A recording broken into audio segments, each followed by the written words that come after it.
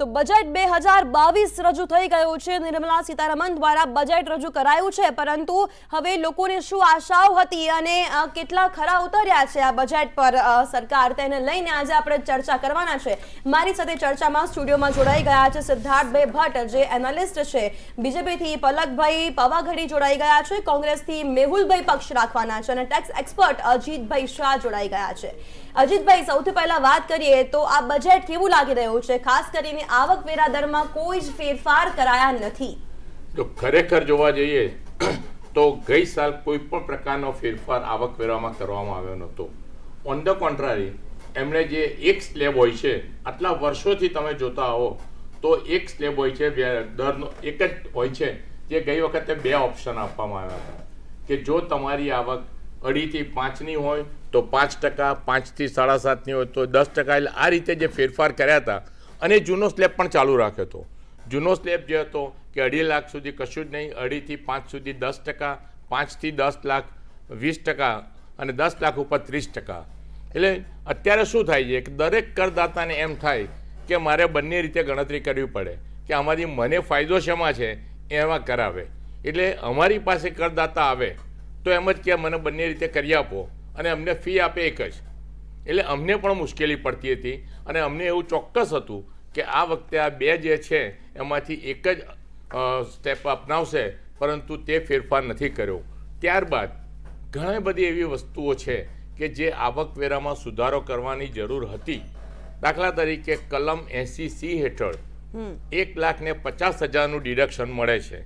હવે તેમાં પણ LICની પ્રીમિયમ આવી જાય, NSC ભરો તો આવી જાય, PF આવી જાય, PPF આવી જાય અને તમારા બાળકોની ફી। હવે જો એજ્યુકેશન એટલું મોંઘું થઈ ગયું છે તો બાળકોની ફી પણ 1.5 લાખથી વધી જતી હોય તો તમે બીજા બધામાં કોઈ રોકાણ કરી ન શકો અને તમે કોઈ બેનિફિટ લઈ શકો નહીં। એટલે આ ખાસ તાતી જરૂર હતી કે 1,50,000ની લિમિટ એમણે ચોક્કસ વધારવી જોઈએ।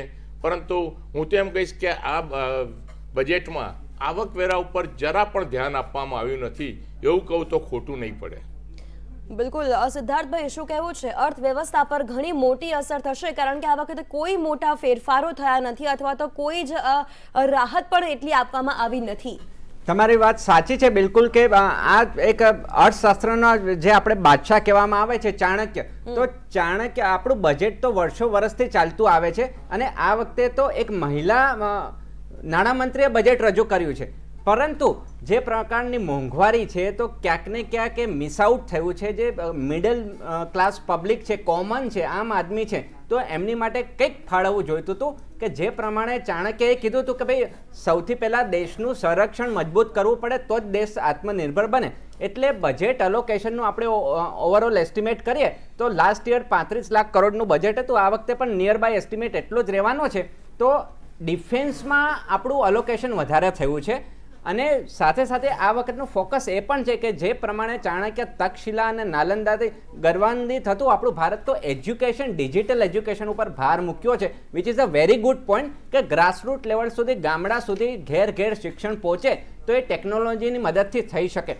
સાથે સાથે જે પ્રમાણે ફાર્મરનો અનરેસ્ટ જોવા મળ્યો હતો, તો ક્યાંક ને ક્યાંક આ બજેટમાં, કારણ કે ચૂંટણી આવી રહી છે એટલે ક્યાંક ને ક્યાંક પીપલ્સ બજેટ મિક્સ સ્ટ્રેટેજી કહી શકાય કે ગામડાના ખેડૂતોને ખુશ કરવાનો પ્રયત્ન કર્યો છે, પણ શહેરી ગરીબોને માટે એવું કંઈ ખાસ જણાતું નથી।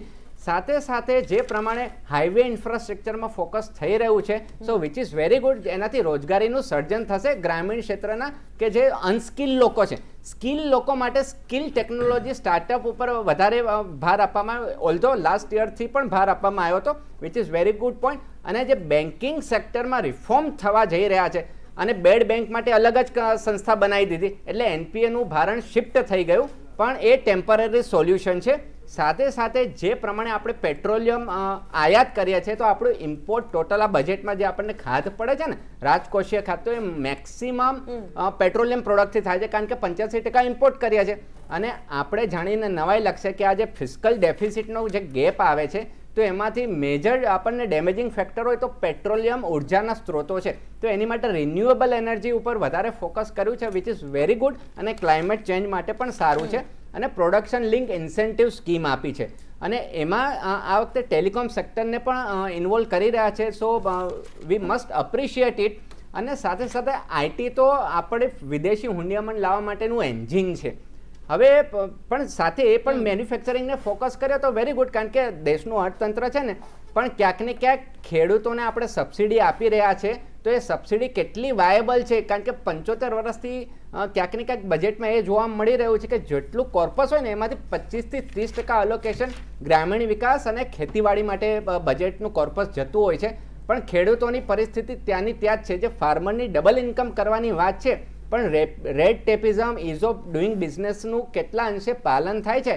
કેન્દ્રની રાષ્ટ્રીય કક્ષાની નીતિ સારી હોય છે, પણ જે બ્યુરોક્રેસી છે એને કઈ રીતે સ્ટ્રીમલાઇન થઈ શકે? જે રીતે ઇન્કમ ટેક્સમાં ફેસલેસ અસેસમેન્ટ આવ્યું, જીએસટીમાં આવ્યું, એવી રીતે ગ્રામીણ ક્ષેત્રની પણ જે પણ કંઈ પ્રોસેસીસ, ફાઇલ અપ્રુવિંગ સિસ્ટમ હોય એમાં પણ ફેસલેસ સિસ્ટમ, ડિજિટલ સિસ્ટમ આવે તો કરપ્શન ઓછું થાય અને વિકાસ થાય. પણ સાથે મોટું ડેમેજિંગ ફેક્ટર એ છે કે ક્યાંક ને ક્યાંક આપણી રાજકોષીય ખાસ જે પ્રમાણે ફિસ્કલ મેનેજમેન્ટ એક્ટ 2003 હતો તો એમાં ચોખ્ખું કહેવામાં આવ્યું છે કે 3 થી 3.5% રાજકોષીય ખાધ હોવી જોઈએ. રાજકોષીય ખાસ એટલે શું? કે આવકની સામે જે ખર્ચનું પ્રમાણ છે તો એ વિધિન લિમિટ હોવું જોઈએ. હવે આપણી ડેટ જ એટલી બધી વધી ગઈ છે કે 9-9.5% સુધી રાજકોષીય ખાસ વધી જાય. પાછું કીધું એટલે સરકારે શું કર્યું કે એ જે કોન્સ્ટિટ્યુશનલમાં જેમ આપણે અમેન્ડમેન્ટ કરી દઈએ એટલે બંધારણ જ બદલાઈ જતું હોય, એવી રીતે આ જે ફિસ્કલ રિસ્પોન્સિબિલિટી એક્ટ છે એને જ ટિંકરિંગ કરી નાખ્યું. એટલે કે 3.5%ની જગ્યાએ 4-4.5% સુધી અલાવેબિલિટી કરી દીધી. So which is very damaging as far as the economy is concern. જે પ્રમાણે ગૃહિણીઓનું ઘરનું બજેટ હોય ને, તો એવી રીતે એક મહિલા નાણામંત્રીએ આ દેશનું બજેટ સાચવવાનું હોય તો એમાં રિલેક્સેશન ખોટી રીતે ના થવું જોઈએ અને એની માટે આપણે એફર્ટ મૂકવી પડે.